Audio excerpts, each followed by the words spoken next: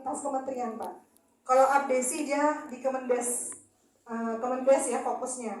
Nah kita di lintas kementerian apa-apa saja program-program yang memang tujuannya untuk meningkatkan pembangunan desa, informasi-informasi yang mungkin saat ini desa-desa tertinggal, nah kita bisa sampaikan gitu, baik itu dari saya saat ini berposisi di tenaga ahli Kemendagri, Dirjen Bina Pemerintahan Desa yang memang bedanya Pak, saya bukan di Kemendes Pak Jenderal. Jadi kalau di Kemendes sekarang saya selalu disamakan nih, kalau saya di Dirjen Bina Pemerintahan Desa, saya dibilang di Kemendes. Sedangkan saya di Kemendagri nih Pak, fokusnya di perangkat desa. Jadi seluruh desa. Nah, Bapak-bapak Ibu semua nih karena tahun politik nih ya, kita sedikit-sedikit dilirik nih ya, gitu. Karena 17.492 desa ada di bawah kita semua, seperti itu. Nah, itu di Kemendagri. Baik itu kemarin baru habis Pilkades, konflik-konflik kepala desa, batas-batas desa yang memang kita di bawah kita. Kemudian juga bagaimana peningkatan kapasitas aparatur desa. Nah, disinilah kita berbicara tentang tema yang diberi hari ini. Sebenarnya ini tugas dadakan ya. Sebagai pengganti pemateri mungkin foto saya nggak ada di sana ya, jadi siap. Jadi kalau saya diinstruksi sama ketum siap ya harus siap gitu, walaupun mungkin tadi sore dikasih ya harus siap dulu. Jadi kalau kita instruksi ketum ya kita harus siap.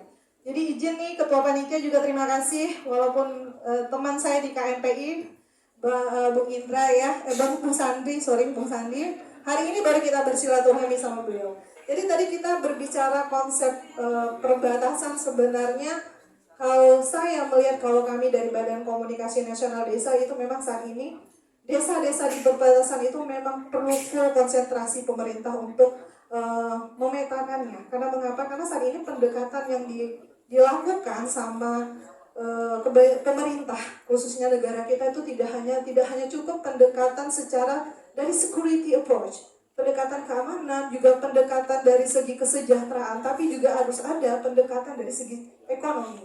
Kenapa berbicara ke ekonomi? Karena itu adalah fundamental. Jadi desa-desa perbatasan saya ini alhamdulillah sejak zaman Pak Jokowi itu memang lagi konsentrasi penuh beliau untuk memperhatikan daerah perbatasan. Yang mungkin dulu kalau perbatasan itu dianggap orang-orang yang tinggal di daerah perbatasan, setahu saya dia lebih senang belanja ke sebelah ya Pak ya, untuk membeli misalnya kayak perbatasan Kalimantan ke negara tetangga. Saya tinggal di daerah Bengkalis Pak, saya orang Riau, dan Bengkalis itu perbatasan dekat ke Malaka, saya dekat ke Malaysia, tinggal nyebrang saja langsung saya dulu. Zaman yang saya kecil, saya dapat televisi itu siaran Malaysia. Saya lebih banyak tentang produk Malaysia, beli jajanan Malaysia, semua kami bangga. Dulu itu Pak. Tapi alhamdulillah zaman Pak Jokowi kita beri sudah zaman Pak Jokowi yang memang lagi fokus membangun daerah perbatasan konsentrasi. Jadi banyak kita melihat di sini bahwa saat ini fokus negara kita membangun daerah-daerah perbatasan. Nah itu satu. Kemudian mengapa sih kalau kita melihat di sini harus kita pahami berbicara tentang desa. Dari desa-desa yang ada di perbatasan itu memang saat ini kalau kita melihat, kalau saya berbicara dari Kementerian Dalam Negeri Dirjen Bina Pemerintahan Desa, kita harus paham apa sih potensi yang ada di masing-masing desa perbatasan itu. Terutama berbicara dengan potensi ekonomi yang ada di perbatasan. Nah contohnya, kalau saya karena saya orang Riau, nah waktu itu ada di Natuna itu Kepri itu kan perbatasan itu sekarang itu dijadikan kalau untuk kita kemarin sempat konflik dengan Cina ya, perbatasan Laut Cina Selatan, bahwa Cina itu mengklaim bahwa itu mereka punya untuk landasan apanya tuh Pak ya, daerah tempat sarana. Nah ya, kemudian juga itu mungkin Mbak Karma yang tahu lah nanti Pak yang menjelaskan. Nah kalau berbicara tentang ekonomi, Natuna harus memiliki potensi ekonomi seperti apa? Karena kita lebih bagus, saya berbicara pendekatan ekonomi. Pendekatan ekonomi, kalau berbicara pendekatan kesejahteraan tadi atau pendekatan keamanan mungkin Mbak Kamba yang akan berbicara, atau Bapak Maijen yang akan berbicara. Kalau saya lebih konsen berbicara tentang ekonomi karena saya juga alhamdulillah juga di Badan Pengurus Pusat Himpunan Pengusaha Muda, kita bagaimana memberikan edukasi kepada masyarakat desa saat ini, terutama kita di Kemendagri adanya di desa-desa tertinggal itu namanya sistem informasi desa. Saat ini berbicara tentang sistem informasi desa, saat ini kita juga dunia digital saat ini memang tidak lepas dari kehidupan kita sehari-hari. Jadi desa-desa yang tertinggal saat ini, program di Kemendagri sudah ada namanya sistem informasi desa.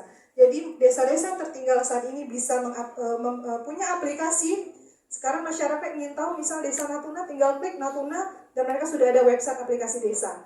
Nah di situ itu salah satu program dari Kemendagri bahwa seluruh desa-desa yang ada di daerah perbatasan sekarang tidak gaptek lagi lah terhadap informasi bahwa penanganan kemudian juga kita diberikan namanya sistem informasi desa juga bahwa seluruh kepala desa ini tidak harus melek dengan teknologi. Jadi dia untuk mengaplikasikan ilmunya kepada masyarakat yang ingin mengetahui tentang desa-desa yang ada di perbatasan tinggal mengklik aplikasi desa itu tersebut. Itu dari salah satu program dari kita di Kemendagri Dirjen Bina Pemerintahan Desa.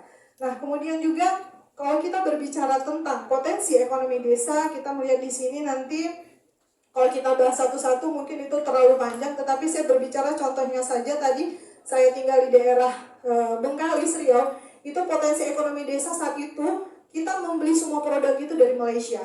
Cuma saat ini sudah ada kebijakan regulasi yang diberikan sama masing-masing dari pemerintah daerah bagaimana program mencintai produk dalam negeri. Nah, itu saat ini sudah didengungkan sama presiden kita juga bagaimana kita bangga menggunakan produk dalam negeri. Nah, kemudian juga di sini juga kita ingin berbicara tentang bagaimana sebuah desa itu paham apa sih yang diunggulkan dalam suatu daerahnya. Berbicara di daerah tadi Bengkalis, salah satu di Kepulauan Meranti, Pak. Itu Kepulauan Meranti itu kalau potensi desa yang dimiliki adalah sagu. Mungkin Bapak tahu ya kalau Kepulauan Meranti itu sagu itu penghasil terbesar se-Asia mungkin untuk sagu sendiri. Nah, di sini cuma masalahnya masing-masing masyarakat itu kalau untuk sagu itu mereka sudah bekerja sama lembaga riset kayak UGM. Sagu dan turunannya itu mungkin 1000 turunan. Tapi permasalahannya ternyata bagaimana aspek pemasarannya. Nah, pemasaran itu kadang mereka memikirkan kalau hanya sekedar menjual di misalnya sentra UKM. Nah, sedangkan kita produk-produk impor dari negara tetangga itu berjibun, Pak. Itu bagaimana mengantisipasinya? Nah, saat ini saya sebagai tenaga ahli Kemendagri saya kemarin memberikan usulan kepada teman-teman khususnya perangkat desa. Saat ini kita punya dunia digital. Anak muda saat ini udah punya ide-ide kreatif, terutama generasi Z, Pak. Kenapa begitu saya bilang? Yang namanya pemasaran tidak ada masalah lagi. Bagaimana caranya? Mau tahu nggak, Pak? Mau tahu atau mau tidak? Mau tahu nggak? Bagaimana? Ini ada anak-anak muda nih di sini. Kita akan sedikit memberikan clue kepada anak muda bahwa ini peluang bisnis. Kenapa begitu? Jadi saat ini anak muda pasti punya TikTok, benar kan? Pasti punya Instagram. Jadi yang namanya pemasaran tidak ada masalah lagi. Contohnya tadi saya bilang kemarin sama perangkat desa di salah satu kepulauan Meranti di Riau itu. Kepala desa, ayo dong ajak anak-anak muda. Ya, anak-anak muda bentuk komunitas di desa masing-masing yang khusus bagaimana punya sebuah komunitas yang berkaitan dengan pemasaran, yaitu pemasaran tapi dalam bentuk komunitas anak muda, apalah judulnya, tapi berkaitan dengan konten kreator. Jadi konten kreator itu mereka bentuk grup di desa, mereka kumpulkan, kepala desa memfasilitasi mereka dalam bentuk video atau apapun lah namanya untuk berbicara tentang konten kreator. Mereka bisa memasarkan sagu dalam bentuk apapun. Misalnya dalam seminggu, Senin misalnya proses pembuatan sagu. Hari Selasa kita bisa bagaimana sagu turunannya itu menghasilkan apa sih? Misalnya ada dalam bentuk namanya, kalau orang Papua namanya papeda gitu ya. Tapi kalau di Meranti itu dia ada namanya beras sagu, kemudian dan lain-lainnya produk turunan dari sagu. Nah, itu proses itu dikontenkan. Nah, jadi akhirnya produk itu akhirnya tersosialisasikan, dipasarkan dengan baik, dan itu tanggung jawab anak muda desa itu. Jadi saatnya desa saat ini saat ini desa ini menjadi lokomotif terdepan. Jadi kalau melihat bangsa ini, lihatlah desanya. Jadi anak muda saat ini harus kembali membangun ke desanya, karena potensi desa yang ada di masing-masing itu tanggung jawab anak muda. Jadi kita berharap ke depan anak muda jangan lagi melihat desa ini bukan faktor kalau untuk mencari pekerja harus ke kota, tidak. Saatnya desa bangun kota, menjadi sebuah kota yang memang anak mudanya yang memberikan sebuah gerakan kebaruan, yang salah satunya saya berikan ide menjadi seorang konten kreator, membangun desa, memberikan informasi ke desa bahwa ternyata desa-desa ini butuh mensosialisasikan produknya kepada dunia. Jadi kalau pemasaran berbicara tentang, karena kita udah tahu selebgram saat ini udah cepat penghasilannya udah miliaran, bagaimana? Karena mereka bikin konten kreator konsisten. Nah, kita berharap nanti di desa seperti itu, anak mudanya yang memang serius membangun desa, dan itu tugas kepala desa, membangun desa untuk meningkatkan potensi ekonomi desa. Mungkin itu saja sedikit dari saya. Selanjutnya berbicara tentang konsep perbatasan dan lain-lain, saya serahkan sama yang ahlinya. Lebih kurang mohon maaf kepada Allah, saya minta ampun. Wabillahi